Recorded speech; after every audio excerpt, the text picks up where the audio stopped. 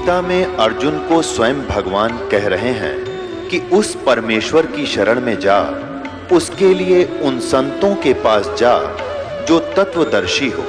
इसी प्रकार हजरत मोहम्मद को उनका अल्लाह कह रहा है कि कोई और पूर्ण परमात्मा है, उसको पाने के लिए उन तत्वदर्शी संत की तलाश कर।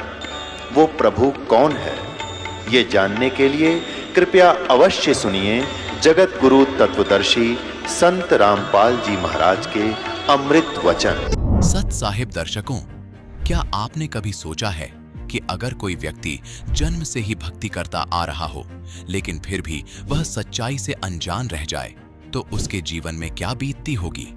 दर्शकों, छत्तीसगढ़ के निवासी रविंद्र सिंह जी की कहानी भी कुछ ऐसी ही थी।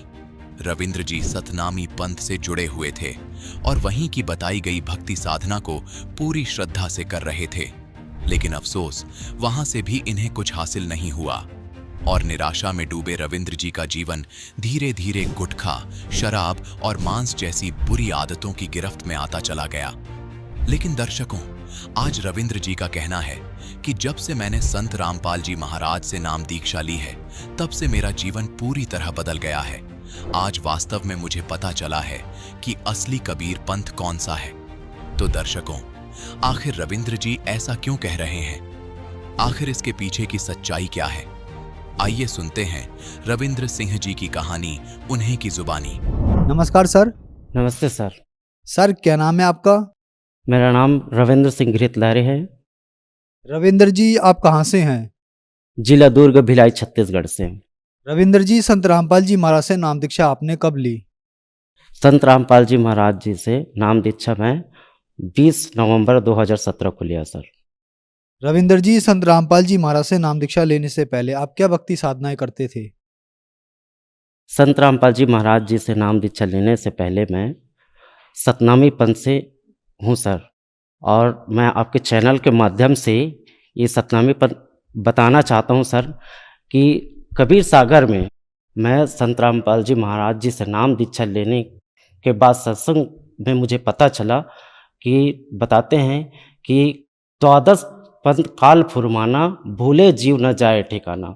तो उसमें काल के द्वारा कबीर नाम से जो 12 पंथ चला है, उसमें 7वां पंथ सतनामी पंथ है सर। तो उसमें पंथ से मैं फॉलो करता था और छत्तीसगढ़ में संत गुरु घासीदास हुए हैं, उसकी भक्ति करता था और सतनाम का जाप करता था और इष्ट रूप में सतपुरुष को मानता था। सिर्फ सतपुरुष ही कहते थे और हमें ये पता नहीं था कि सतपुरुष कबीर साहिब ही है, ये हमें पता नहीं था। ना हमें आज तक कभी ये नहीं बताया कि कबीर पंथ से ही सतनामी पंथ चला है, निकला है और कबीर साहिब ही सतपुरुष हैं। सर, छत्तीसगढ़ के रहने वाले हैं, छत्तीसगढ़ को कबीर पंथ का गढ़ भी कहा गया है। संत रामपाल जी महाराज जी भी कबीर पंथी हैं। तो इन सब पुरानी कबीर पंथ को छोड़कर आप कबीर पंथी संत रामपाल जी महाराज जी के पास गए, क्या कारण था? जी सर, जितने भी अभी कबीर साहिब के नाम से जो पंथ चल रहा है, उसमें सिर्फ कबीर साहिब को सदगुरु ही बताते हैं, पूर्ण परमात्मा नहीं बताते हैं, और साथ में अन्य देवी देवताओं की भी भक्ति बताते हैं। तो संत रामपाल जी महाराज सभी वेद, शास्त्र, गीता और सभी धर्म, जैसे कुरान हो गया, बाइबल हो गया, सभी धर्म में संत रामपाल जी महाराज ये प्रूव करके बताते हैं कि पूर्ण परमात्मा, सबका सृजनहार कबीर परमात्मा है। वो अल्लाह गॉड है, वही है पूर्ण परमात्मा। यहाँ तक कि मुझे तो उस टाइम ये पता नहीं था, मैं गीता को जानता था पर मैं देखा नहीं था, ना वेद देखा था। तो मुझे लगा कि मैं सतनामी पंथ से हूँ।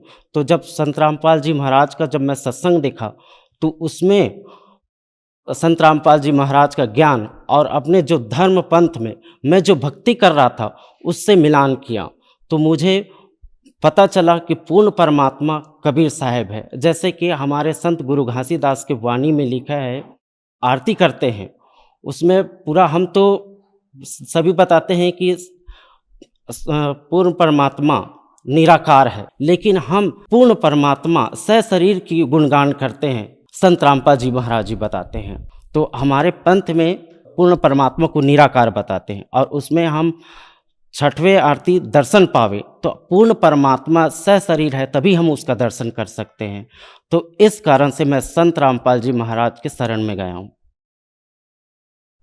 संत रामपाल जी महाराज के शरण में जाने के बाद जैसे कि सभी बताते हैं कि उनको बहुत सारे अनुभव हुए, बहुत सारे लाभ हुए, आपके साथ भी कुछ ऐसा अनुभव रहा? जी सर, संत रामपाल जी महाराज जी के शरण में जाने से पहले मैं बहुत जो गुटखा खाता था, जो विमल का पाउच आता है राजश्री विमल, उसका पाउच बहुत खाता था मैं। कहने का मतलब गुटखा इतना खाता था कि मैं मुंह में एक थूकता तो दूसरा डाल लेता था। मेरा स्थिति ऐसे था, मेरे दोनों गाल में, पूरे मुंह में 24 घंटा छाले रहता, मैं खाना भी नहीं खा पाता था। घर में इस बात के लिए मैं झगड़े भी होते थे कि खाने को गलती तो मेरी थी कि मैं खाना नहीं खा पाता था। गुटखा इतना खाता था कि मेरे मुंह में छाले रहते थे, और घर में मैं बोलता था, चिल्लाता था मिसेस को कि आप ऐसे बना दिए, वैसे बना दिए मत बोलकर उसको उसके ऊपर चिल्लाता था। दारू भी पीता था, मांस खाता था। एक तरफ से मैं गलत संगति में जा रहा था। तो मेरा नशा संत रामपाल जी महाराज के शरण में जाने से पूर्ण तरह से छूट गया, और उस दिन से, जिस दिन से मैं नाम दीक्षा लिया हूँ, उस दिन से मैं गुटखे को हाथ भी नहीं लगाया हूँ, ना मैं किसी को ला के देता हूँ, ना मैं सहयोग करता हूँ। संत रामपाल जी महाराज जी से नाम दीक्षा लेते ही मेरे जितने भी नशे थे, सारे नशे, जैसे गुटखा, दारू, सिगरेट, जितने भी मैं व्यसन करता था, सारे छूट गए। और दूसरा लाभ ये हुआ कि भगत भाई के घर हम लोग रुके थे, तो मैं जाने के टाइम में हम लोग निकले तो पीछे से मेरा बच्चा भी निकल गया और रोड के बीच में आ गया। दूसरी तरफ से बाइक आ रहा था, तो इतना ज़ोर से एक्सीडेंट हुआ, ज़ोर से बहुत, जैसे दो गाड़ी आपस में टकराती, इतना ज़ोर से आवाज़ आया। तो क्या हुआ कि मेरे पीछे से फिर मेरे मिसेज जो निकल के आई, देखा तो, और बच्चा जो है गाड़ी के बीच में फंस के 12 फुट तक कम से कम रगड़ते हुए गया।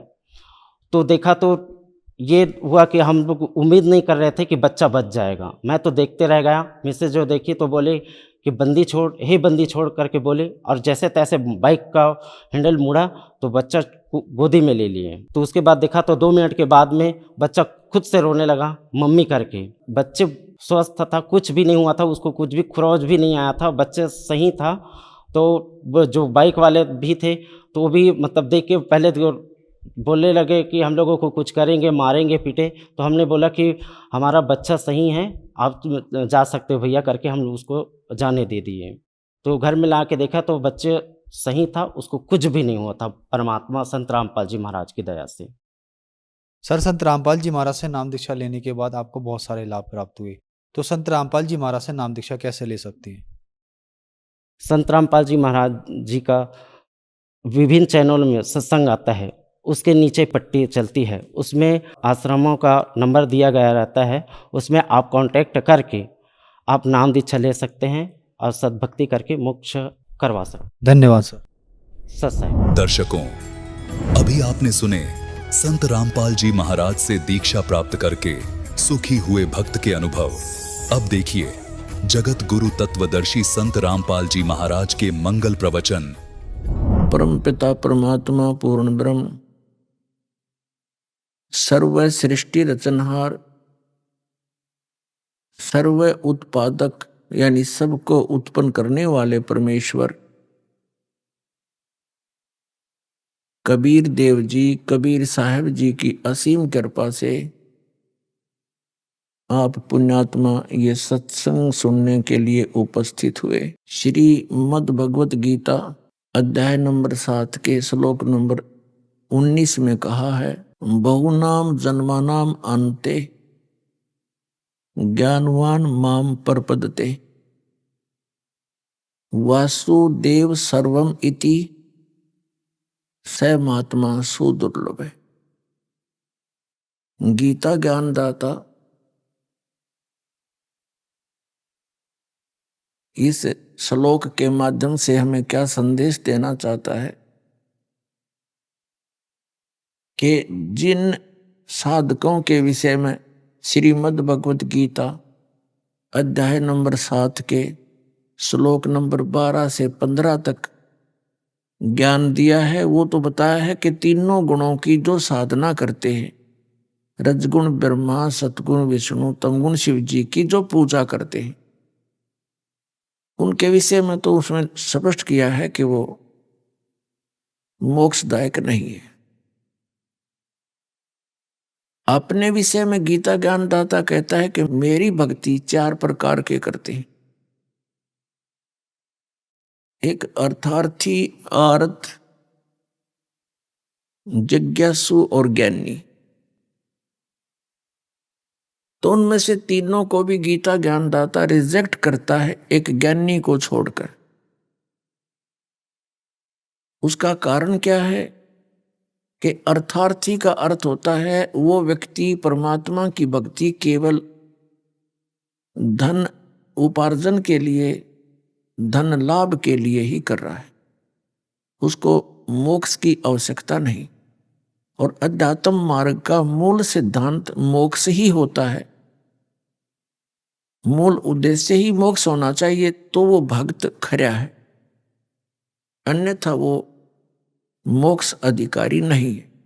इसी प्रकार दूसरे नंबर के आरत बताए हैं। आरत का अर्थ होता है अपने केवल संकट निवारण के लिए ही परमात्मा की साधना करता है, उसका भी उद्देश्य ठीक नहीं। और तीसरे नंबर का एक जिज्ञासु बताया है। जिज्ञासु एक चतुर प्राणी होता है। वैसे तो जिज्ञासु तो सभी होते हैं स्टार्ट में, लेकिन जिज्ञासु वो सीमा से आगे होता है। जिज्ञासु का तात्पर्य ये होता है कि ज्ञान प्राप्त हुआ, साधना करने लग गया। और जिज्ञासु वो बताया है कि वो एक से बात सुनी संत से, दूसरे से सुना, तीसरे से सुना, चौथे से सुना, फिर वो स्वयं उनसे प्राप्त ज्ञान से अपने आप वक्ता बन जाता है और विद्वान सिद्ध करने की कुचेष्टा करता रहता है। और आम जनता, साधारण भक्तात्मा, उनके पास इन संतों को नापने का फुटा नहीं है, फुटरोल नहीं है। तो जिसके पास कोई विकल्प नहीं है कि इसको कैसे नापें, ये खरा है या खोटा है, कोई परीक्षा करने का उसके पास तरीका नहीं है, तो उसको सभी एक से एक अच्छे लगते हैं, जिस कारण से वो जिज्ञासु अधिक ज्ञान अट बट का इकट्ठा करके और भोले श्रद्धालुओं में प्रशंसा का पात्र बन जाता है, उसकी वाह वाह होने लग जाती, जिस कारण से वो भक्ति से दूर चला जाता है, उसको केवल महिमा की ही भूख बनी रहती। वो महात्मा और महाराज कहलाने का इच्छुक बन जाता है। हमने बनना है दास, हम बनते हैं महाराज। तो ये फाउल पॉइंट है भक्ति मार्ग का, फाउल पॉइंट। अब ये तीसरे नंबर का जिज्ञासु है, ये भी रिजेक्ट कर दिया गीता ज्ञानदाता। फिर कहा है कि चौथे नंबर के ज्ञानी हैं। ज्ञानी वो प्राणी होता है जिसको ये आभास हो गया, दृढ़ निश्चय हो गया कि मनुष्य जीवन केवल मोक्ष प्राप्ति के लिए ही होता है। फिर उसको ज्ञान से ये भी जानकारी हो गई कि मोक्ष केवल एक पूर्ण परमात्मा की साधना इष्ट रूप में करने से ही हो सकता है, व्यभिचारिणी भक्ति करने से नहीं हो सकता।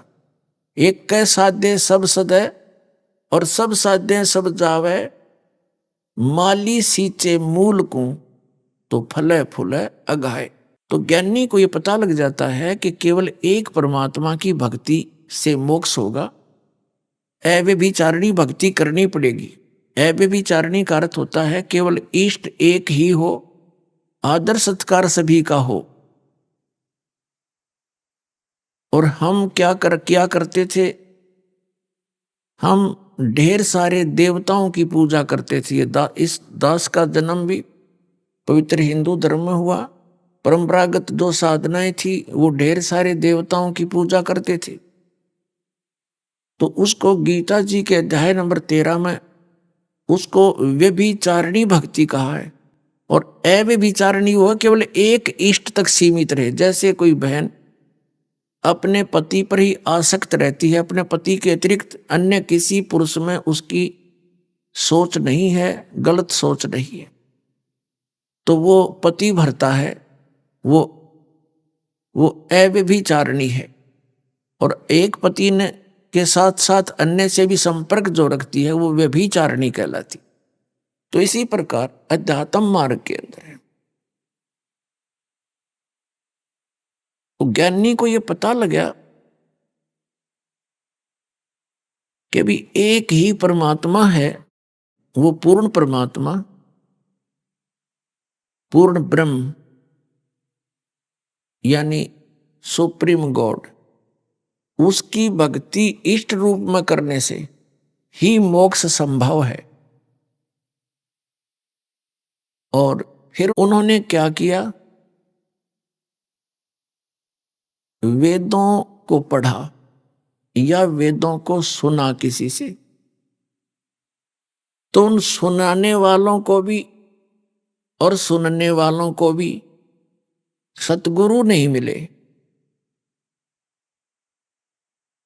गुरु यानी गुरु नहीं मिले। गुरु और सदगुरु में वैसे तो कोई भेद नहीं होता, लेकिन ये नकली गुरु गणे हो गए, वो झूठा ज्ञान बताने वाले। इसलिए सदगुरु शब्द प्रयोग करना पड़ा उस महापुरुष के लिए जो शास्त्र अनुकूल ज्ञान देता है, सत्य साधना बताता है, उसको सदगुरु कहते हैं।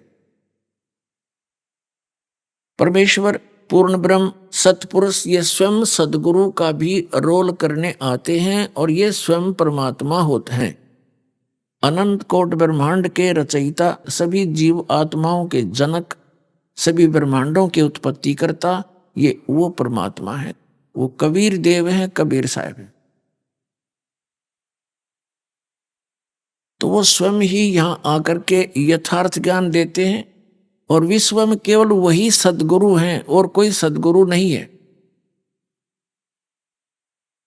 या फिर उसका कृपा पात्र जिस पे वो रजा बख्शते हैं और वही ज्ञान देते हैं, और वो व्यक्ति जो केवल उस परमात्मा के यथार्थ ज्ञान का ही प्रचार करता, वो सदगुरु है। तो इन ऋषियों को वो सतगुरु संत नहीं मिला। कौन? जो श्रीमद् भगवत गीता अध्याय नंबर 4 के श्लोक नंबर 34 में जिसके विषय में कहा कि अर्जुन उस तत्व ज्ञान को, कौन से तत्व ज्ञान को? इब गीता जी से अन्य कौन सा ज्ञान है जो तत्व ज्ञान है? श्रीमद् भगवत गीता चारों वेदों का एक सारांश है। ये जब 4 वेदों के तो लगभग 18,000 के आसपास मंत्र हैं और ये 700 श्लोकों में मंत्रों में रिड्यूस करके लिखा गया है, तो इसमें कोड वर्ड ज्यादा है, सांकेतिक शब्द है, और उनको सदगुरु यानी टीचर ही समझ सकता है। अब कौन सा तत्व ज्ञान है? जिस ज्ञान के विषय में गीता अध्याय नंबर 4 के श्लोक नंबर 34 में कहा है कि उस तत्व ज्ञान को तू तत्वदर्शी संतों के पास जाकर समझ। और उनसे दंडवत प्रणाम करने से, कपट छोड़कर उनकी से प्रसन्न करने से वो तत्वदर्शी संत उस तत्व ज्ञान का उपदेश करें। तो वो तत्व ज्ञान कौन सा है? अब चारों वेदों का निष्कर्ष श्रीमद् भगवत गीता जो 700 मंत्रों में समावेश किया गया, तो इसके विषय में सतगुरु ही यानी संत जो परमात्मा से परिचित है। एक अन्य विशेषण है सतगुरु का कि सतपुरुष जिन जानिया सतगुरु तिसका नाम। जिसने सतपुरुष माने अविनाशी परमात्मा को जान लिया उसको सतगुरु कहा जाता है। तो यहाँ जो गीता और वेदों वाला ज्ञान तो गीता में है ही, और गीता ज्ञानदाता स्वयं बोल रहा है कि उस ज्ञान से, जो तत्व ज्ञान है, उससे मैं परिचित नहीं।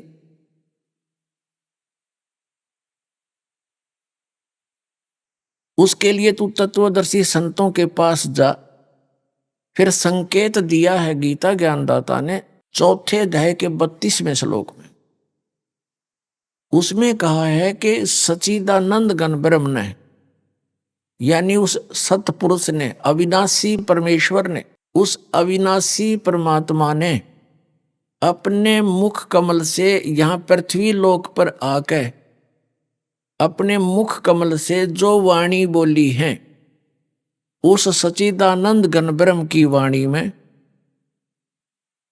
वो तत्व ज्ञान है, विस्तार के साथ कहा गया है।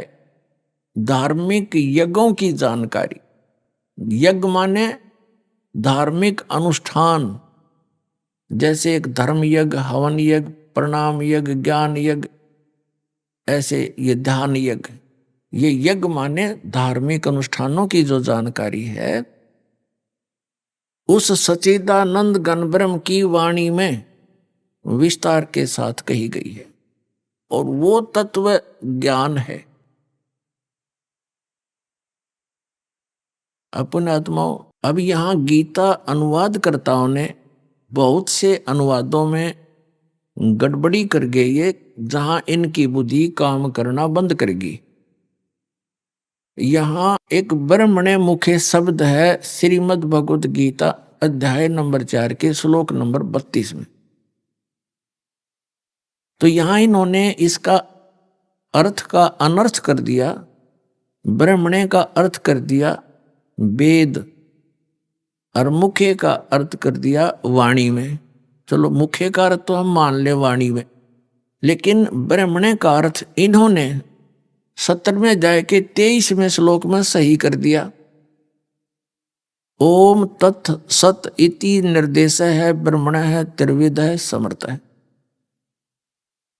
इसमें इन्होंने क्या अर्थ किया है? ब्रह्मणे का अर्थ किया सच्चिदानंद घन ब्रह्म। तो यहां ठीक कर दिया, सच्चिदानंद घन ब्रह्म यानी गीता ज्ञान दाता से अन्य और सुप्रीम गॉड, वो सुप्रीम गॉड, पूर्ण परमात्मा, कंप्लीट गॉड। और यहां इन्होंने इनकी बुद्धि काम करना बंद करके वेद की वाणी लिख दिया। ये गलत लिख दिया, यह अनुवाद गलत कर दिया। अब जो प्रसंग है उसका कंसेप्ट क्लियर करते हैं।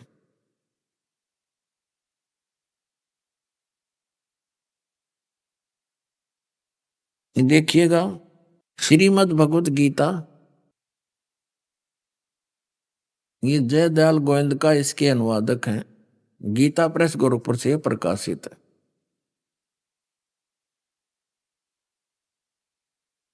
गीता प्रेस गोरखपुर से।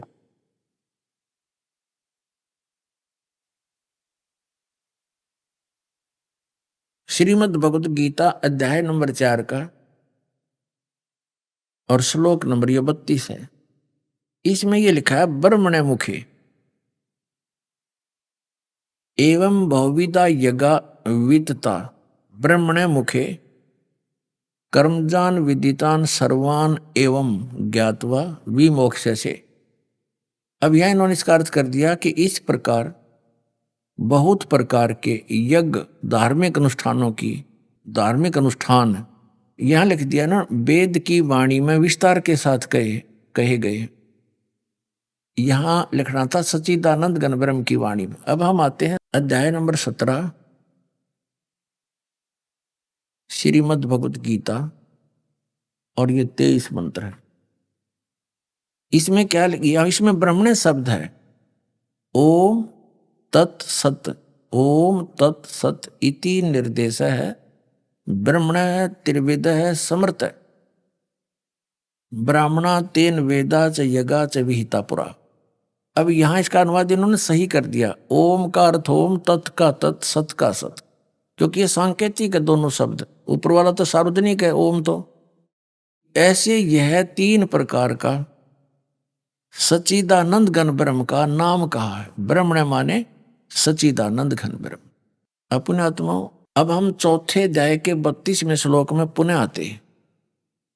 अब ये बहुत आसानी से समझ में आ जाएगा कि वो तत्व ज्ञान जो है वो सच्चिदानंद घन ब्रह्म ने अपने मुख कमल से बोला है, और वो उस परमात्मा की वाणी है। सच्चिदानंद घन ब्रह्म की वाणी जो उसने स्वयं आकर पृथ्वी पर बोली होती है, उसके अंदर यज्ञ धार्मिक अनुष्ठानों की जानकारी विस्तार के साथ कही गई है। वो तत्व ज्ञान है।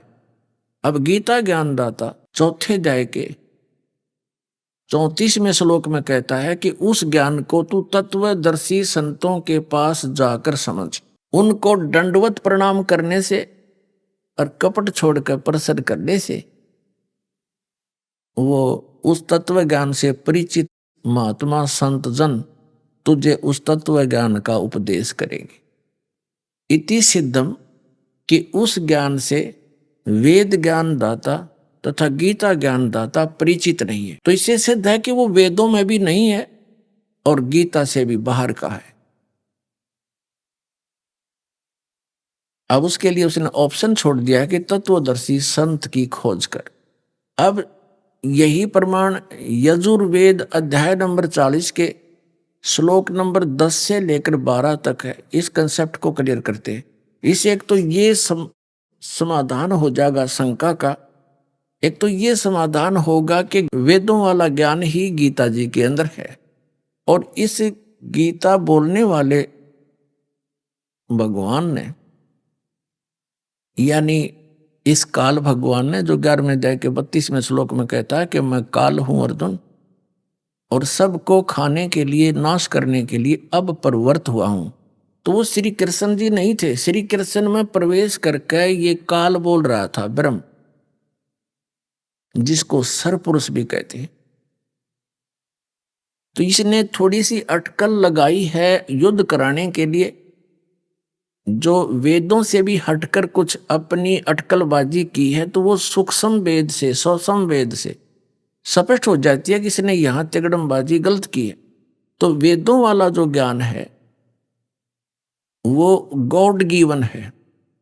गॉड गिवन मीन उस पूर्ण परमात्मा ने, सच्चिदानंद घन ब्रह्म ने, सतपुरुष ने, अविनाशी परमात्मा ने इस सरपुरुष यानी काल के अंतःकरण में ये कंप्लीट स्पिरिचुअल नॉलेज यानी पूर्ण अध्यात्म ज्ञान फीड कर दिया था, और उसका समय निर्धारित कर दिया था कि इतने समय उपरांत ये अपने आप इसकी श्वासों से बाहर आ जाएंगे। ऐसा ही हुआ। अब जैसे एक मोबाइल से दूसरे मोबाइल में कोई आपस में वायर कनेक्शन भी नहीं है, और पूरी की पूरी सत्संग के सत्संग चले जाते हैं 20-20 घंटे, ऐसे फिक्स कर दिया मालिक, और समय आने पर उसका निर्धारित कर दिया। जैसे माता को गर्भ रहता है, 9-10 महीने के बाद के अंदर वो फिर तुरंत बाहर अपने ऑटोमेटिकली आ जाता है, उसमें कोई बाधा नहीं हो सकती। ऐसे इसका निर्धारित किया। तो इसने कंप्लीट उस ज्ञान को पढ़ा, इसने उस पोर्शन को नष्ट कर दिया, उस ज्ञान को नष्ट कर दिया जिसकी हमें जरूरत थी और जिससे उस परमात्मा की पूर्ण जानकारी थी। तो इसने यहां हमें धोखे में रखा हुआ है। प्रत्येक पॉइंट पर इसने हमें विवश कर रखा है और मिसगाइड करके हमें फंसा रखा है। इस काल भगवान ने हमारी दुर्गति कर रहा है। और उस ज्ञान का यदि पहले ही ऋषि महर्षि जिन्होंने हजार वर्षों तक शरीर गाल दिए, उन पुण्यात्माओं को यो ज्ञान हो जाता तो वो क्यों डले डोते? सिद्धियां प्राप्त होगी, भगवान मिला नहीं, अपना 84 लाख योनियों में धक्के खाते रहे। इसने वो ज्ञान निकाल दिया और शेष ज्ञान इसने अपने पुत्र ब्रह्मा जी को दे दिया, रजगुण ब्रह्मा को। सागर मंथन के दौरान ऐसे प्लेट के ऊपर, जैसे बहुत कमल के फूल के ऊपर रखकर इसके सामने रख दिए। अब यहाँ ये प्रसंग उठता है जो वर्तमान के जो विज्ञान के तोड़े हुए हैं ना, विज्ञान में टूटे पड़े हैं, यानी वो अपनी बुद्धि वैज्ञानिक दृष्टिकोण से सोचकर बहुत कुछ अध्यात्म मार्ग में काट छांट आलोचना विषय बनाते हैं। तो वो कहते हैं उस समय कागज कहाँ से आ गया? जो परमात्मा पृथ्वी बना सकता है, सितारे चांद बना सकता है, और इनको बगैर किसी सपोर्ट के घुमा सकता है, इतने सुंदर ये शरीर बना सकता है, पेड़ पौधे बना सकता है, तो उसका कागज भी एक अलग से ही होगा, वो कुछ भी बना सकता है। तो जब तक हम जीव संज्ञा से सोचांगे तो हमारी अटपट बुद्धि बनी रहेगी, ऐसा नहीं, ऐसे कैसे, ऐसे कैसे। अध्यात्म मार्ग में और परमात्मा के विज्ञान में इम्पॉसिबल वर्ड नहीं है। ये पल्ला गांठ लगा लो, अगर अध्यात्म मार्ग में आगे बढ़ना है। जब परमात्मा के सामने भी कोई चीज इम्पॉसिबल है तो भगवान ही नहीं है वो, फिर तो हमारे जैसा जीव ही है, हमसे थोड़ा तगड़ा होगा, इतनी सी अंतर है। वो ब्रह्मा ने फिर इनको पढ़ा, जैसा उसने देखा समझा, उसी को फिर आगे अपने वंशज इन ब्राह्मणों को दे दिया, ऋषियों को। उसी के ऊपर फिर ये आप पर निष्कर्ष कर करके जैसा इन्होंने समझा वैसा ही वो करके अपनी साधनाएं करते रहे। अब इन सदग्रंथों को समझने के लिए सदगुरु की आवश्यकता है। गुरु बिन काहू न पाया ज्ञाना, ज्यों थोथा भूस छड़े मूड किसाना। गुरु बिन वेद पढ़े जो प्राणी, और समझे ना सार रहे अज्ञानी। तो ये ऋषि सारे अज्ञानी रह गए सदगुरु ना मिलने से, और वो दयालु सदगुरु चारों युगों में आए परमात्मा सदगुरु बनकर। कबीर परमात्मा, कबीर देव, कबीर साहेब, जो काशी के अंदर जुलाहा धाणक की भूमिका करके 120 वर्ष भूमिका करके और जगत गुरु की भूमिका करके सह शरीर आए थे, सह शरीर लौट गए थे, वो परमात्मा है, वो स्वयंभू मालिक है, उनका कोई जनक नहीं है, वो सबके जनक है। तो उनकी इन्होंने मानी नहीं, ये काल प्रेरणा थी, अभिमान था इन ऋषि और मैं ऋषियों का। तो उस परमात्मा ने आकर के 600 वर्ष पहले ये ज्ञान दिया था।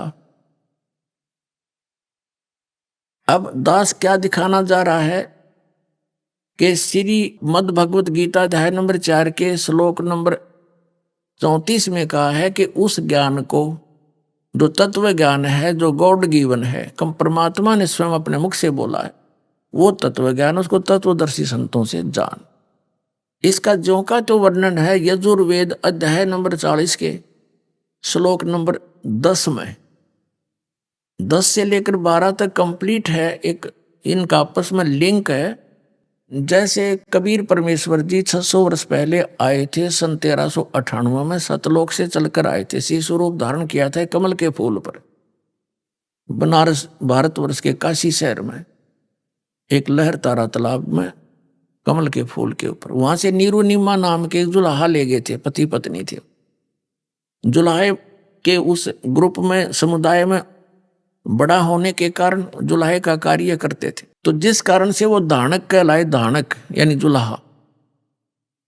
लेकिन वो परमात्मा थे और वो जगत गुरु थे, सदगुरु थे। तो उन्होंने वो ज्ञान दिया। तो उस समय ये जो शिक्षित वर्ग था, यानी ब्राह्मण लोग थे, ये ही शिक्षा के अधिकारी माने जाते थे और यही पढ़ते थे संस्कृत भाषा को। अन्य किसी वर्ण को इस शिक्षा के अधिकार नहीं था संस्कृत के पढ़ने का। तो ये क्या कहा करते थे, कबीर साहब अविद्वान है, अशिक्षित है, इसको संस्कृत भाषा नहीं आती, तो ये क्या जाने सदग्रंथों के बारे में, ये झूठ बोलता है, ये विद्वान नहीं है। और उन्होंने विद्वान की परिभाषा बना रखी थी, जिसने संस्कृत भाषा आती हो और काशी विद्यापीठ से वो पढ़ाओ। अब वेदों में इसका कंसेप्ट क्लियर किया गया है कि विद्वान और अविद्वान की परिभाषा भी वो तत्वदर्शी संत बताओगा, उनसे पूछना।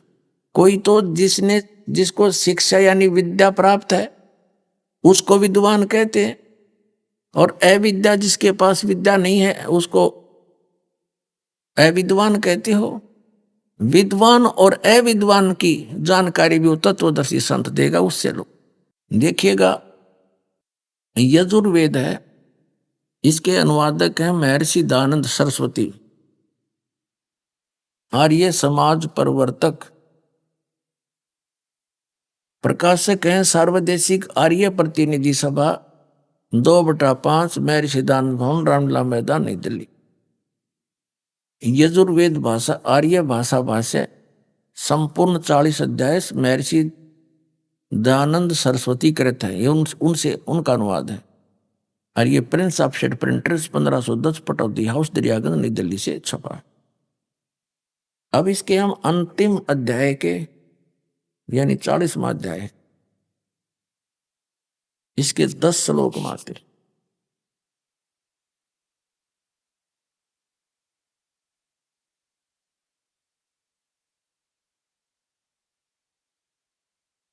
ये 44वां अध्याय है। यजुर्वेद भाषा भाष्य और इसका हम 10वां मंत्र पढ़ते हैं।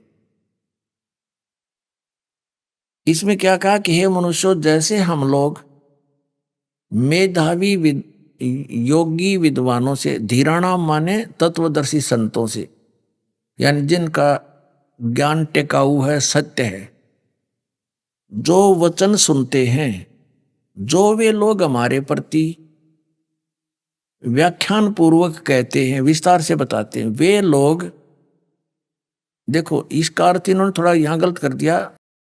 संभवात, संभवात माने जन्म लेना, और असंभवात उत्पन्न नहीं होना, जन्म ना लेता हो, उत्पन्न ना होता हो। संभवात माने उत्पन्न होना, जन्म लेना। असंभवात माने उत्पन्न नहीं होने वाले। संभवात माने जन्म संयोगजन्य कार्य से और ही कार्य व फल कहते हैं। आहु माने कहते हैं उत्पन्न होने वाले कारण से, और अन्य यानी आहु कहते हैं। इस बात को तुम भी सुनो। अब इसका क्या अर्थ है? क्योंकि इन दानंद ने ज्ञान तक में था को जा, इन दानंद जैसे कलयुगी ऋषियों को तो कख भी पता नहीं वेदों के बारे में, अटपट मार गए थे। इन्होंने अनुवाद नहीं करना आया, क्योंकि कहते हैं अंधों में अंधा ही मुखिया बन गया। परमात्मा कबीर जी कहते हैं अंधे की बाह और गई अंधे ने, बता मार्ग कौन बतासी। इसका अर्थ ये बनता है कि कोई तो परमात्मा को बताते हैं वो जन्म लेकर यहां अवतार रूप में आता है, साकार मानते हैं, और कोई कहता वो अवतार नहीं लेता, वो जन्म लेता ही नहीं। तो इसमें ये बताना चाहा है वेद ने कि ये ज्ञान भी उस धीराणाम माने तत्वदर्शी संतों से सुनो। वो बिल्कुल व्याख्यान पूर्वक बताएंगे, भिन्न भिन्न बताएंगे। और यही गीता अध्याय नंबर 4 के श्लोक नंबर 34 में कहा कि उस तत्व ज्ञान को तत्वदर्शी संतों के पास जाकर समझ, वो तुझे फिर उसका ज्ञान कराएंगे, उनको दंडोत प्रणाम कर। आगे फिर विद्वान और अविद्वान के बारे में बताया है, देखना। अब 11वां श्लोक है 44वां अध्याय में 40वां अध्याय। 10वां हमने पढ़ लिया। 11वें में विद्वान के विषय में जानकारी दी है। जो मनुष्य, जो विद्वान, जिसमें यह पदार्थ उत्पन्न होते हैं, उस कार्य सृष्टि और उसके गुण कर्म स्वभाव को तथा उसमें पदार्थ नष्ट होते हैं। इसका सीधा सा अर्थ है कि जो पूरी जानकारी जानता है, यानी किस कारण से कब सृष्टि का नाश होता है, कैसे इसकी उत्पत्ति हुई, तो वो विद्वान है। ये देखना, विनाशम जिसके पदार्थ नष्ट होते हैं, जिसमें पदार्थ नष्ट होते हैं, उस कार्य कारण रूप जगत और उसके गुण कर्म स्वभाव को एक साथ, दोनों उन कार्यों और कारण को वेद जानता है, वह विद्वान नित्य स्वरूप जाने हुए कारण के साथ शरीर छूटने के दुख से पार हो जाता। इसका अर्थ यह है कि वो जन्म मृत्यु से खत्म, उसका जन्म मृत्यु से रहित होता है। तो इसका अर्थ इसने ठीक नहीं करना। फिर हम अपने मतलब की पढ़ते हैं। अब हम 12वां श्लोक मंत्र पढ़ रहे हैं 40वें अध्याय का। जो मनुष्य अविद्याम, अनित्य में नित्य, अशुद्ध में शुद्ध, दुख में सुख, अनात्मा में शरीर आदि का आत्मा बुद्धि और विद्या उसकी अर्थात ज्ञान आदि गुण रहित कारण रूप परमेश्वर से भिन्न जड़ वस्तु की उपासना करते। इसका अर्थ है कि जो अविद्या माने जिसको ज्ञान, जो शिक्षित नहीं है, इसका अर्थ निकलेगा सही तो। और फिर वो पूजा भी करते हैं अपने हिसाब से। इसका अर्थ ये बनता है वैसे कि चाहे तो विद्वान हो और चाहे अविद्वान हो, और विद्वानों से सुनकर जो भक्ति कर लेता है दोनों ही पार हो जाते हैं अगर उनको ज्ञान सही है। इसका वास्तविक अर्थ तो ये बनता है। पर इन नकली महर्षियों को तो कखता ज्ञान नहीं था, अड़ंगा डाक घेर के। आम व्यक्ति ने ये सोचा है बड़े विद्वान होंगे और इन जो लिखा है वो हम तो समझ नहीं सकते, लेकिन इस दास को समझने योग्य बनाया परमात्मा ने, ताकि हम भगवान को पहचान सकें और हमारे सदग्रंथों को ठीक से समझें। फिर सदग्रंथ हमारे सही हैं लेकिन इनका अनुवाद करनिया गलत थे, ये समझ नहीं सके। अब आगे क्या है, ये अविद्याम परमेश्वर जड़ वस्तु की उपासना करते हैं, वे अंधम तम है, दृष्टि के रोकने वाले अंधकार और अत्यंत ज्ञान को प्राप्त होते हैं। और जो अपने आत्मा को पंडित मानने वाले विद्या शब्द अर्थ और इनके संबंध के जानने मात्र अवैदिक आचरण में रता यानी रमण करते हैं, वे तत्व से अधिकतर भूय एव अधिकतर ज्ञान रूपी अंधकार में प्रवेश करते हैं। इसका कोई अर्थ बना है? अगला इसका क्लियर कर देगा, देखना। 13वां श्लोक 40वें अध्याय का 13वां मंत्र है ये यजुर्वेद का। इसमें लिखा कि हे मनुष्यों, जो विद्वान लोग हमारे लिए व्याख्यान पूर्वक कहते हैं अविद्या पूर्वोक्त विद्या का, इस बार में जो कहा है उसके विषय में, और अन्यात ही कार्य फल हुआ आहु कहते हैं अविद्या यानी पूर्व मंत्र में प्रतिपादन की अविद्या को अन्य ही कहते हैं।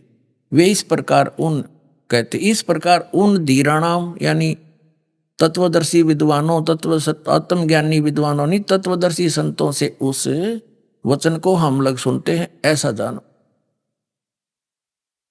इसका सीधा सा अर्थ बना 2 अक्षर का, इन कखता बेरा नहीं था। इसका अर्थ यह बनता है कि जो शिक्षा प्राप्त है, जिन्होंने विद्या अक्षर ज्ञान हो गया तो उसको तो विद्वान कहने लगे, और जिसको अक्षर ज्ञान नहीं है उसको अविद्वान कहने लगे। इसका अर्थ है कि अविद्वान अविद्याया या विद्याया, विद्वान और अविद्वान की परिभाषा भी वो तत्वदर्शी संत बताओगा, उनसे सुनो। इतनी सी बात है। अट बट खटी न दडंगा डांते मतलब था, कख पता नहीं था, और ईब तक हमें मूर्ख बना रखा है इस ऋषि मंडलेश्वराचार्य और शंकराचार्य और नकली गुरुओं ने। हमारे साथ ऐसा धोखा, हमने शिक्षा नहीं थी तो इसका इतना हमने ब्लाइंड फेथ किया इन नालायकों के ऊपर, नकलियों पर। इन हमारे दादे परदादों को बनवा दिया भूत, अब उनकी पूजाएं करो, वो धक्के खाते फिरे, और उनके ऊपर फिर ये यहाँ पर कर्मकांड करवा के हमें भी भूत साथ बनवा रहे हैं। जबकि वेदों में इन भूत पूजाओं की बिल्कुल मनाही कर रखी है। गीता जी अध्याय नंबर 9 के श्लोक नंबर 25 में स्पष्ट कर रखा है कि भूत पूजोगे तो भूत बनोगे, पितर पूजोगे पितर, देवता पूजोगे देवताओं के लोक में जाओगे, और मुझे पूजोगे मेरे पास आओगे। तो बता फिर इसमें कहीं है गुंजाइश अन्य अटपट करने की? गीता जी अध्याय नंबर 16 के श्लोक नंबर 23-24 में कहा कि अर्जुन, जो शास्त्र विधि को त्याग कर मनमाना आचरण करते हैं उनको ना सिद्धि होती है, ना कोई सुख प्राप्ति होती है, ना उनकी गति होती है। फिर किस लिए? फिर वो साधना इसको छोड़कर अन्य जो साधना यूजलेस। इससे तेरे लिए अर्जुन कर्तव्य और अकर्तव्य की व्यवस्था में, यानी कौन सी साधना करनी चाहिए और कौन सी नाश करनी चाहिए, सदग्रंथों को प्रमाण करना, किसी और की दंत कथा पर विश्वास मत कर। अब हम अपने प्रसंग पर आते हैं कि श्रीमद् भगवत गीता वाला ज्ञान ही चारों वेदों से संग्रहित है, संक्षिप्त रूप में है। एक तो ये स्पष्ट हो गया कि गीता अध्याय नंबर 4 के श्लोक नंबर 34 में कहा कि उस तत्व ज्ञान को जो परमात्मा ने स्वयं आकर बोला है, उस तत्व ज्ञान को तो तत्वदर्शी संतों से समझ, वो बतावेंगे। और वो परमात्मा स्वयं आकर वो ज्ञान देता है, अच्छी आत्माओं को मिलता है। और फिर यजुर्वेद अध्याय नंबर 40 के ही श्लोक नंबर 15 में, मंत्र नंबर 15 में कहा है कि मेरा एक ओम नाम है। गीता ज्ञानदाता कहता है ना, ये वेद ज्ञानदाता और गीता ज्ञान। वैसे वेद ज्ञान मालिक ने इस काल को दिए। अभी आपने सुने संत रामपाल जी महाराज के मंगल प्रवचन। आइए अब सुनते हैं संत रामपाल जी महाराज से नाम दीक्षा लेकर सतभक्ति करके अद्भुत लाभ प्राप्त करने वाले अनुयायी के विचार। दर्शकों, जब व्यक्ति अपने जीवन की कठिनाइयों से तंग आ जाता है और उसे कोई रास्ता नजर नहीं आता है, तो वह अपने जीवन को ही समाप्त करने की ठान लेता है। ऐसा ही हैरान कर देने वाला किस्सा आज हम आपके सामने लेकर आए हैं। यह कहानी इंदौर, मध्य प्रदेश के रहने वाले जय नारायण जी की है। हिंदू धर्म की भक्ति और तमाम कर्मकांड करते हुए भी जय नारायण जी पूरी तरह से कर्ज में डूब गए। इन्हें अनेक कष्टों ने घेर लिया। जब भक्ति से भी कुछ राहत मिलती ना नजर आई, तो जय नारायण जी ने भी अपने जीवन को समाप्त करने की ठानी। लेकिन आज संत रामपाल जी महाराज की शरण में आने के बाद इनका कहना है कि ये पूर्ण रूप से सुखी है। तो आइए जानते हैं कि जय नारायण जी ऐसा क्यों कह रहे हैं। सुनते हैं जय नारायण जी की कहानी उन्हीं की जुबानी। नमस्कार सर। सर साहेब। सर क्या नाम है आपका? जय नारायण ददोरे। जय नारायण जी, आप कहाँ के रहने वाले हैं? 218 बी साई बाबा नगर, इंदौर, मध्य प्रदेश। सर संत रामपाल जी महाराज से नाम दीक्षा आपने कब ली? जी मैंने संत रामपाल जी महाराज जी से नाम उपदेश सन 2016 मार्च महीने में ली। संत रामपाल जी महाराज से नाम दीक्षा लेने से पहले आप क्या भक्ति साधनाएं करते थे? जी सर, मैं संत रामपाल जी महाराज जी से नाम उपदेश लेने के पहले जय गुरुदेव पंथ मथुरा वाले जो हैं उनसे जुड़ा हुआ था। वहाँ पर करीब मैंने 3 वर्ष तक भक्ति करी। बाकी भक्ति करते करते मुझे कुछ भी ऐसा ना आध्यात्मिक लाभ हुआ, ना ही किसी प्रकार का कुछ लाभ प्राप्त हुआ। मतलब मैं बहुत ही परेशान रहता था और मेरे ऊपर कर्जा भी करीब 4 लाख रुपए का कर्जा हो गया था। और वो भक्ति करने से मुझे ऐसा कुछ भी लाभ प्राप्त नहीं हुआ। सर आप पहले जय गुरुदेव पंथ में भक्ति करते थे। ये भक्ति साधना करते हुए आपकी आर्थिक स्थिति खराब हो गई, तो फिर इन सब परेशानियों के बीच आपको संत रामपाल जी महाराज की जानकारी कहाँ से हुई?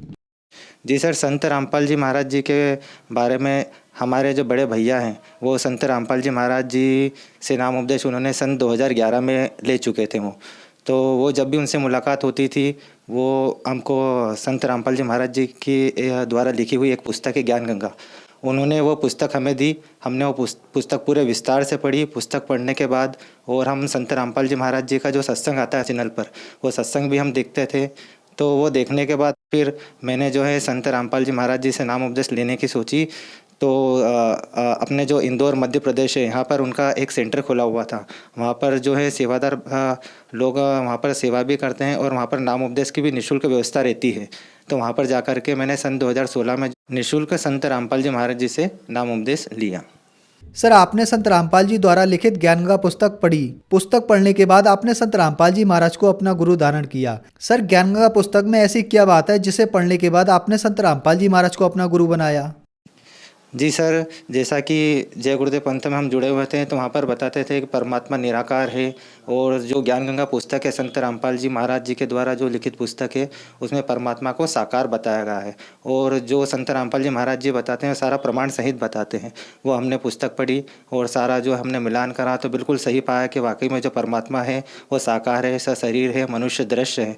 और जो हमको जो जय गुरुदेव पंथ में जो बताते थे परमात्मा निराकार है, तो हमको वाकई में सत्संग सुनने के बाद जो हमको पता चला कि परमात्मा साकार है और हम जो साधना कर रहे थे जय गुरुदेव पंथ से, वो वाकई में जो साधना उससे हमको कुछ भी आध्यात्मिक लाभ जो है वो प्राप्त नहीं हो पा रहा था। और परमात्मा के बारे में भी विशेष जानकारी हमको उससे नहीं थी। और ज्ञान गंगा पुस्तक पढ़ने के बाद हमको परमात्मा के बारे में जो है जानकारी प्राप्त हुई कि परमात्मा सशरीर है, राजा के समान दृश्य है और उसका नाम कबीर है। तो वो हमको बहुत बात जो है अच्छी लगी कि हाँ परमात्मा वाकई में प्रमाण सहित भी हमको जो मिला कि परमात्मा साकार है। तो इस कारण हमने जो है फिर संत रामपाल जी महाराज जी को गुरु बनाया। सर जो भी श्रद्धालु संत रामपाल जी महाराज से नाम दीक्षा लेते हैं उनको कोई ना कोई लाभ अवश्य प्राप्त होते हैं, तो क्या आपको भी कोई लाभ प्राप्त हुए संत रामपाल जी महाराज से नाम दीक्षा लेने के बाद? जी हाँ, बिल्कुल, संत रामपाल जी महाराज जी से नाम उपदेश लेने के बाद वैसे तो कई सारे लाभ प्राप्त हुए हैं। बाकी उसमें से मैं जैसे एक लाभ जो है वो आपको बताना चाहूँगा। जैसे मेरा जो बच्चा है, उसको एक बार मतलब बहुत ज़्यादा तबीयत ख़राब हो गई थी और संडे का दिन था। संडे को जो है अधिकतर क्लिनिक जो है वो बंद रहते हैं। तो मैंने जो है उपचार के लिए बच्चे को ले जाना चाहा, आसपास के क्लिनिक बंद थे। तो हमारे इधर एक जो जिला अस्पताल के पास में एक जो क्लिनिक है राजन डॉक्टर का, वो क्लिनिक संडे को भी खुला था। तो वहाँ पर जो है मैं बच्चे को लेकर के गया। तो बच्चे को लेकर के गया तो डॉक्टर ने देखा बच्चे को, उसको एक इंजेक्शन लगाया। इंजेक्शन लगाने के बाद उसको जो है वह मतलब इतना बड़ा पर्चा मतलब दवा का लिख के दिया और बोला कि ये दवा लेके आओ और बच्चे को तुरंत जो है एडमिट करना पड़ेगा। इसको जो है निमोनिया हो गया है और बच्चे की तबीयत बहुत ज़्यादा ख़राब है। अब मेरे पास जो है आर्थिक स्थिति कमज़ोर होने के कारण जो है इलाज के पैसे नहीं थे। तो उसमें करीब 5-6 हज़ार रुपये का खर्चा आता है बच्चे को अगर एडमिट करते हैं तो मैंने वो डॉक्टर साहब को कहा, डॉक्टर साहब आप इसको एडमिट मत करिए, आपका अभी तक का जो बिल है वो मुझे बता दीजिए। तो उन्होंने 150 रुपये उनकी फ़ीस बनी थी, 150 रुपये उनकी फ़ीस ली और मैंने कोई दवा गोली उन्हें जो पर्चा लिख के दिया वो नहीं ली थी। तो वो पर्चा जो मुझे ऐसा लगा और मैंने वो पर्चा जो है, मेरे पास पैसे नहीं थे तो वो फाड़ के मैंने पर्चे को फेंक दिया और वो बच्चे को फिर मैं घर पे ले आया। घर पे लेने के बाद जो इंदौर में जो संत रामपाल जी महाराज जी का नामदान का जो सेंटर खुला हुआ जहाँ पर नाम उपदेश निःशुल्क दी जाती है, वहाँ पर जा कर के मैंने जो संत रामपाल जी महाराज जी ने जो मंत्र मुझे दिए हुए थे, वो मंत्र का जो मैंने जाप करा और मालिक से अरदास लगाई, ये संत रामपाल जी महाराज आप अगर सच्चे हो तो मेरा बच्चा जो है, अभी मैं बहुत ज़्यादा परेशान हूँ और मेरे पास मतलब उसका इलाज करवाने के भी पैसे नहीं है। तो ऐसे मैंने अरदास लगी, वैसे घर पे आकर के देखा तो बच्चा बिल्कुल मतलब खेल रहा है, उसको किसी प्रकार की कुछ भी मतलब दवा गोली मैंने नहीं दी थी और हंसता खेलता मतलब मस्ती कर रहा है। बगैर इलाज करे संत रामपाल जी महाराज की दया से वो बच्चा जो है बगैर इलाज के ठीक हो गया। मैंने नाम उपदेश लेने के पहले जो था मेरे ऊपर 4 लाख का कर्जा था। तो 4 लाख का कर्जा मतलब इतना मतलब ना तो परिवार में कोई ऐसा सक्षम था जो 4 लाख का कर्जा दे दे और ना मतलब मेरा जो काम जो करता था वो काम भी पूरी तरीके से मतलब जो है बंद हो चुका था और मैं बहुत ज़्यादा परेशान रहता था कि अब क्या करना है। तो संत रामपाल जी महाराज जी के शरण में आने के बाद मतलब मैंने जो है पानी पतासे का काम जो है शुरू किया। तो पानी पतासे का काम शुरू करने के बाद और मैं प्रेस का काम भी करता था। तो संत रामपाल जी महाराज जी के दया से जो 4 लाख का कर्जा जो है वो मतलब आज की तारीख में पूरा कर्जा संत रामपाल जी महाराज की दया से पूरा कर्जा मेरा चुकता हो गया है और किसी प्रकार की कोई टेंशन नहीं है। पहले मैं बहुत ज़्यादा परेशान रहता था और आर्थिक स्थिति के कारण 4 बार जो है मैंने आत्महत्या का भी प्रयास किया था। मतलब मैंने पंखे पे मतलब रस्सी डाल रखी थी और सिर पर चढ़ना ही था, स्टूल पर चढ़ भी गया था। बाकी फिर मैंने वो सोचा कि नहीं, मरने से भी ये समस्या का हल नहीं होना है तो मैं समस्या से लड़ूंगा। तो संत रामपाल जी महाराज जी से नाम उपदेश लेने के बाद जो है मेरा जो 4 लाख का कर्जा है वो पूरा ख़त्म हो गया। कर्जे से मैं पहले बहुत ज़्यादा परेशान रहता था। एक बार तो मैंने मतलब सल्फास की जो गोली आती है वो भी जेब में रख ली थी कि सल्फास खाना है। एक बार ट्रेन की पटरी के वहाँ पर भी चले गया था कि ट्रेन में कूद के जान दे दूंगा।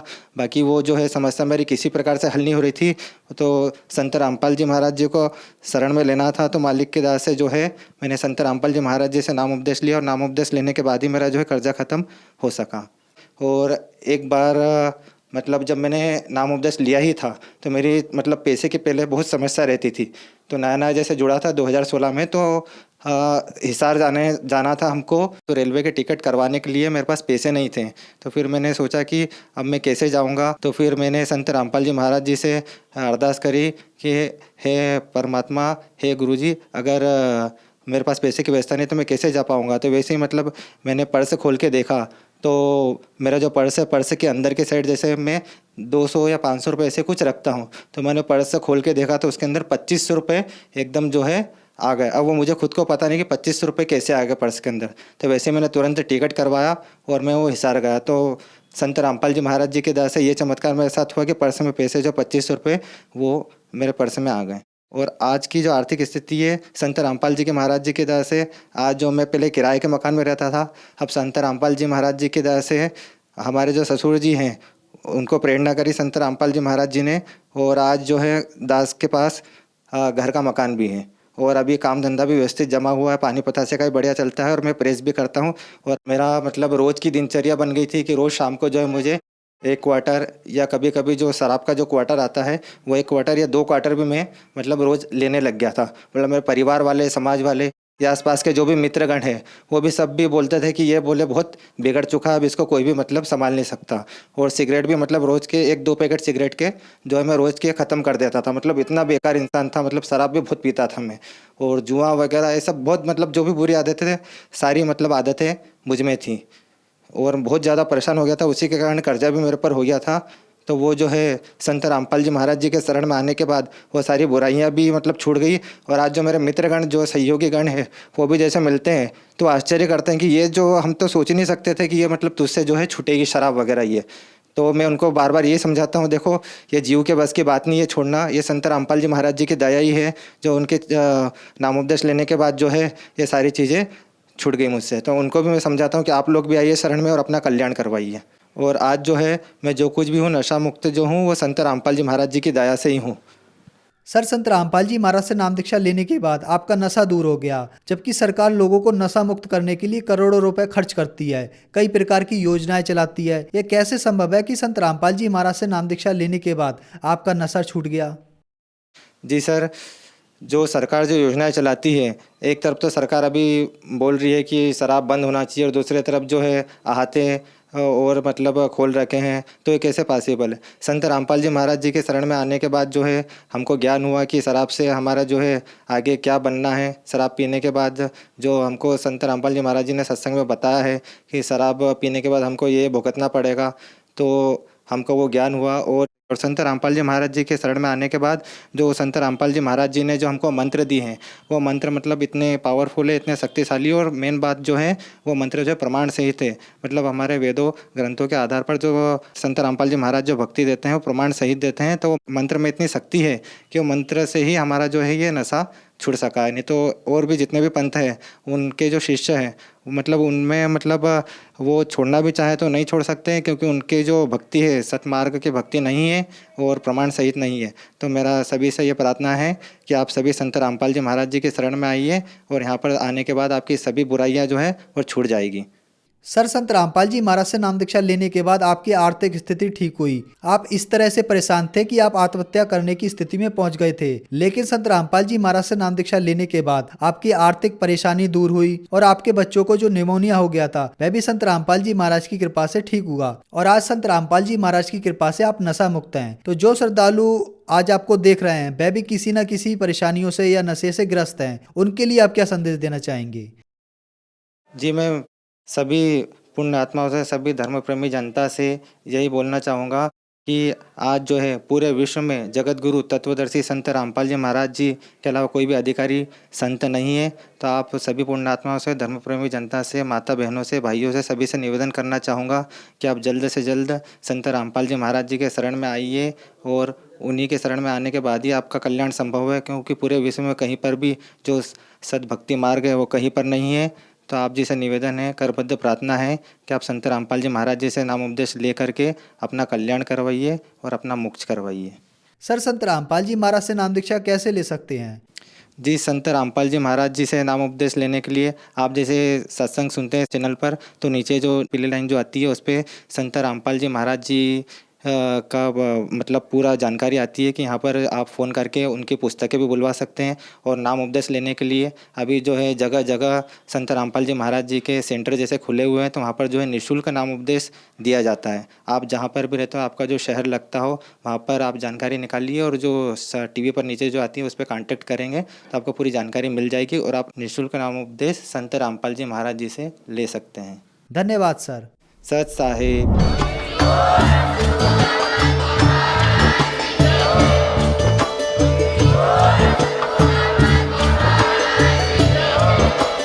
आप सुन रहे थे जगत गुरु तत्वदर्शी संत रामपाल जी महाराज के मंगल प्रवचन। अधिक जानकारी के लिए संपर्क करें।